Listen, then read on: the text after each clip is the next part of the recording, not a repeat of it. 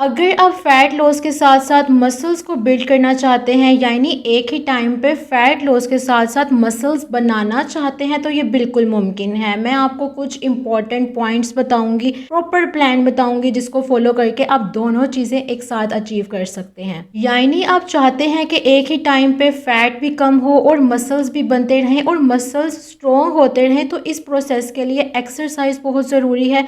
लेकिन fat loss में exercise का रोल सिर्फ 15% होता है और बाकी 85% रोल आपकी डाइट और रिकवरी का होता है। लेकिन जब बात आती है मसल्स की, तो सिचुएशन बिल्कुल डिफरेंट हो जाती है। मसल्स को सिर्फ कम खाने या डाइटिंग से बिल्ड नहीं किया जा सकता। मसल्स बनाने और इनको स्ट्रॉन्ग रखने के लिए बॉडी को यूज का सिग्नल चाहिए होता है। और अगर आप एक्सरसाइज स्पेशली स्ट्रेंथ ट्रेनिंग नहीं करते, तो बॉडी को लगता है कि ये मसल्स यूज नहीं हो रहे, फिर बॉडी उनको मेंटेन करने की बजाय तोड़ना शुरू कर देती है, स्पेशली जब आप कैलोरी डेफिसिट में होते हैं। इसका रिजल्ट ये होता है कि फैट के साथ साथ मसल्स भी कम हो जाते हैं, मसल्स का साइज छोटा हो जाता है, बॉडी वीक और सॉफ्ट फील होती है, स्ट्रेंथ और स्टेमिना दोनों डाउन हो जाते हैं और मेटाबॉलिज्म भी स्लो हो जाता है। यानी आपने अपनी बॉडी को ये बताना होता है कि मसल्स को बचाना है और इसका सबसे बेहतर तरीका है स्ट्रेंथ ट्रेनिंग या रेजिस्टेंस ट्रेनिंग। इसका मतलब होता है कि आप अपनी बॉडी को रेजिस्टेंस या वेट के अगेंस्ट काम करवाते हैं, ताकि मसल्स को सिग्नल मिले कि हमें स्ट्रॉन्ग रहना है।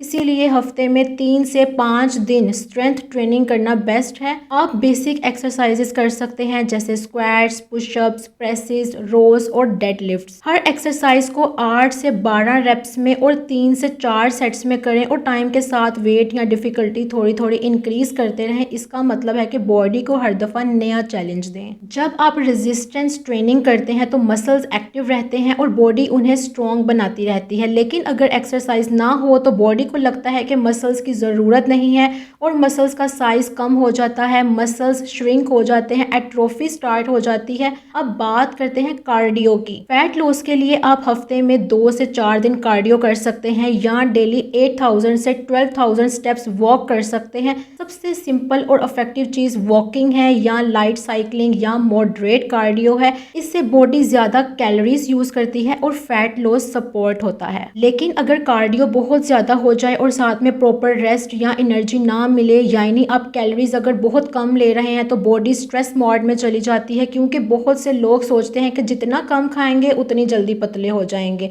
इसी वजह से कुछ लोग बहुत कम खाना शुरू कर देते हैं और जब आप बॉडी को बहुत कम एनर्जी देते हैं तो बॉडी एमरजेंसी मोड में चली जाती है। इस एमरजेंसी मोड में बॉडी एनर्जी के लिए फैट को यूज़ करती है। लेकिन अगर कैलोरीज बहुत कम हो और साथ में प्रोटीन और एक्सरसाइज भी ठीक ना ले रहे हो, तो बॉडी मसल्स को भी तोड़कर एनर्जी बनाना शुरू कर देती है। इसीलिए क्रैश डाइटिंग की बजाय बेस्ट तरीका ये होता है कि आप अपनी नॉर्मल ईटिंग को थोड़ा सा कम करें, बिल्कुल एक्सट्रीम चेंज ना करें। यानी अगर आप रोज 2000 कैलोरीज लेते हैं और उस पर आपका वेट स्टेबल रहता है, तो आपको अचानक बहुत नीचे नहीं जाना। आप अपनी डाइट को 1500 से 1700 कैलोरीज के बीच एडजस्ट कर सकते हैं, यानी 300 से 500 कैलोरीज कम करनी है या अपनी नॉर्मल डाइट से तकरीबन 15 से 25% कम खाना है। इसका फायदा ये होता है कि बॉडी फैट को बर्न करती है, लेकिन आपको ज्यादा वीकनेस या क्रैश फील नहीं होता। लेकिन अगर आप बहुत ज्यादा डाइटिंग, क्रैश डाइटिंग करते हैं, तो बॉडी सिर्फ फैट ही नहीं बल्कि मसल्स को भी ब्रेक डाउन करना स्टार्ट कर देती है, जिससे स्ट्रेंथ कम होती है और मसल्स बिल्ड होने की बजाय वीक हो जाते हैं। अब आते हैं प्रोटीन और कार्बोहाइड्रेट्स के बैलेंस पर। बहुत से लोग समझते हैं कि फैट लॉस करने के लिए कार्बोहाइड्रेट्स को जितना ज्यादा कम कर दिया जाए उतना ही बेहतर होता है,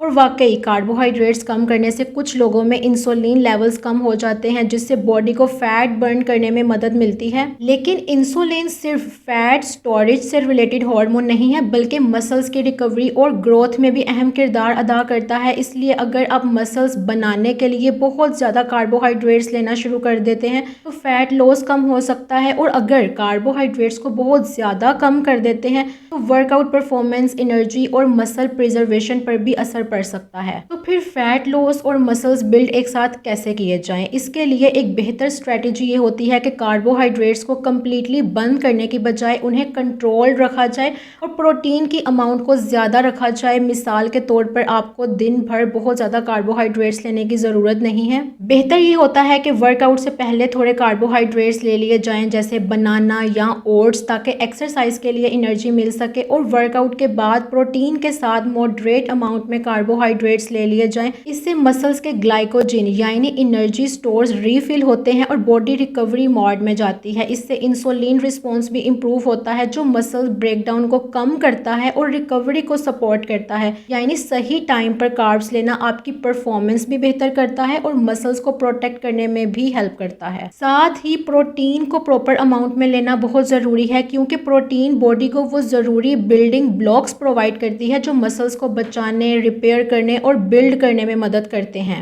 आमतौर पर हर किलोग्राम बॉडी वेट के लिए 1.6 से 2.4 ग्राम प्रोटीन लेना एक अच्छी स्ट्रेटेजी मानी जाती है। मिसाल के तौर पर अगर किसी का वेट 60 kg है तो वो रोज़ाना तकरीबन 100 से 140 ग्राम प्रोटीन लेने की कोशिश करे। और लास्ट इंपॉर्टेंट चीज़ जो लोग अक्सर भूल जाते हैं वो है स्लीप और रिकवरी। मसल्स एक्सरसाइज के दौरान नहीं बल्कि एक्सरसाइज के बाद रेस्ट और स्लीप के दौरान रिकवर करते हैं। अगर आप प्रॉपर नींद नहीं लेते तो मसल्स को बचाना और मसल्स को रिकवर करना मुश्किल हो जाता है। इसीलिए रोज़ाना 7 से 9 घंटे की नींद लेना भी इस पूरे प्लान का एक बहुत इंपॉर्टेंट हिस्सा है। बहुत शुक्रिया।